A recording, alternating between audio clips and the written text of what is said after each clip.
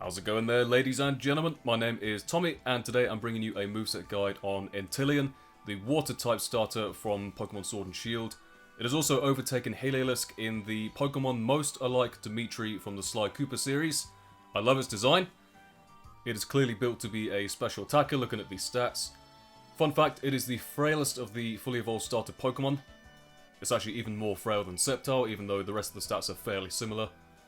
Inteleon's pretty good. Its hidden ability is not released, so anytime I reference the hidden ability Sniper in this video, bear in mind that it's not currently released. I'm just making this moveset video in preparation for when it is released. But, you know, Torrent, standard ability for the water starters. Sniper is quite nice because it has a very unique move, Snipe Shot, which I'll cover in one of the movesets here. But, like I said, anytime I reference it, just go with Torrent for the time being, and go to Sniper as and when it is released. So the first moveset I'm going to show you guys is what I expect to be the more standard set for this thing. It's just a choice spec set. You've already got incredible speed and special attack, so you may as well go with a nice spec set, no frills, just Hydro Pump, Ice Beam, Dark Pulse, and U-Turn. Hydro Pump would be my choice here just for the maximum damage output from the choice specs. You could definitely run Surf or Scald here if you like, if you prefer the 100% accuracy. I just would prefer to have that extra power. You got Ice Beam there for the grass types. And Dark Pulse just for a little bit of coverage. It's especially nice for stuff like Jellicent, for example. Anything that would normally switch into you quite well. And then U-Turn just for a lack of better move, just to keep the momentum going if they switch in, you know, a very bulky special wall like a Gastrodon, for example. You can just get out of there and pivot into something else. So a very nice set, no frills, just a good solid special attacker with some very good speed. You can also run Choice Scarf if you really need the extra speed, in which case you'd probably run Modest Nature. But, personally, I don't think it needs it. Just run Choice Specs for maximum damage. Second set I'm going to show you guys is the Screen set. So this thing gets access to Light Screen and Reflect. So if you put on a Light Clay, go with max HP for the maximum bulk there. Max speed to ensure that you get the screens up before they hit you. And then you got U-Turn there. U-Turn is one of the key moves on there, I think, for momentum's sake. You can get at the screens and then get out of there. What I would say is that, obviously Reflect and Light Screen are the key moves here. The other two moves, if you really want to, you can swap one of them out for Haze. Even though I personally would go with Scald and U-Turn, just because Scald lets you hit stuff pretty hard still with that high special attack, and U-Turn lets you get out of there after you get the screens up. You could definitely put Haze on there. It's very good for stuff that might try and set up on you, like a Poltergeist, for example, that thinks it's quite safe.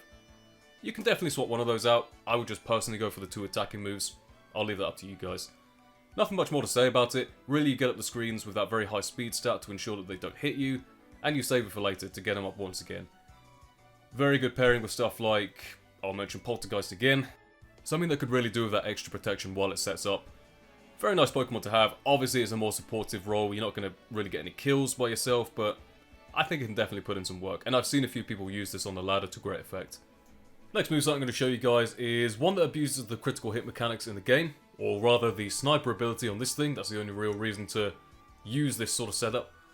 So Sniper will take a critical hit from the normal damage, which is 150%, to 225%, which is pretty nice.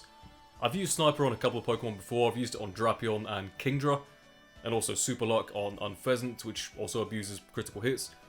So the way critical hits work in this game, and for those with a keen eye, you'll see this is a re-upload because I got the mechanics wrong the first time around. Stage 1 is what everything starts at, right? A normal move with a normal Pokemon, with a normal item, will have a 4.17 chance to crit. I know it says Gen 7, but it is the same for Generation 8. So certain moves, certain items, and certain abilities will raise the stage. So Razor Claw or Scope Lens, they're the same item, just a different name, will give you one more stage. So that'll put you up to stage 2. Focus Energy will give you 2 more stages, that will put you straight up to stage 4. So the way you can approach this is, what I would recommend is Razor Claw plus Focus Energy. The reason being that that will give you 100% crit rate on all of your moves, in which case you would go for Hydro Pump, you got Ice Beam there and Dark Pulse. The reason that I recommend Snipe Shot as an alternative is because even though you'll always get crits anyway, you might sometimes want to attack before you use Focus Energy, in which case Snipe Shot is definitely your best bet, because even if you don't go for the setup there, you still have a 50% chance to crit, which can give you some very nice damage. Remember, the critical hits ignore any stat boosts, so if you're against something that's Calm Minding on you, like, I don't know, Alchemy or Mushana or something, you'll just break straight through that and do some massive damage. Unfortunately, Sniper is not yet released, that's something to bear in mind, but as and when it does get released, I think maybe there's some good use in this set. Just customize it to however you feel. You'll notice that in the items there, I've put either Razor Claw or Life Orb. I mentioned Scope Lens because it's the same as Razor Claw, so it really doesn't matter which one of those you pick. The reason I say Life Orb is because if you go for a Focus Energy but don't have the Razor Claw or Scope Lens, you'll still crit every single time with Snipe Shot. And you'll still be hitting your other moves with a 50% critical hit chance, so maybe Life Orb is the better option there, just depending on if you want to gamble on that crit chance or not. I don't know, it depends, man. It also depends on whether you think you will get the chance to set up, so that I will leave up to you guys. Final set I'm going to show you guys is the Swords Dance set. I admit that the attack stat is nowhere near as good as the special attack stat, but maybe there's some good use here. It does get Swords Dance, it doesn't get Nasty Plot unfortunately, so if you're going to run some kind of setup Inteleon, barring Workup, which I don't really recommend, you can run a nice physical attacking set. So you got Swords Dance there. It gets a couple of priority moves. It gets Aqua Jet, it gets Ice Shard, and Sucker Punch. I personally would recommend Sucker Punch here for the extra damage. And then for your Water Stab, just run a more powerful move like a Liquidation, or Waterfall if you want the flinch chance.